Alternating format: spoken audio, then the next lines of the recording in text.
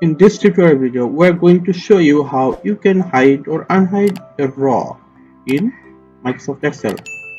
For this, here you can see some name. We want to hide row number 4, that is James Davis.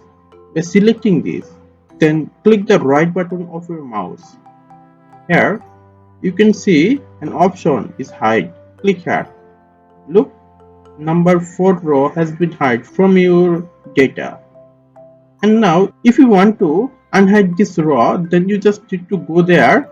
Here you can see a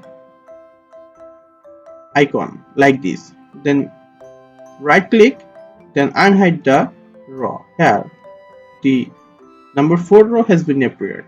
This is how you can hide or unhide a row in Microsoft Excel. Thank you for watching the video.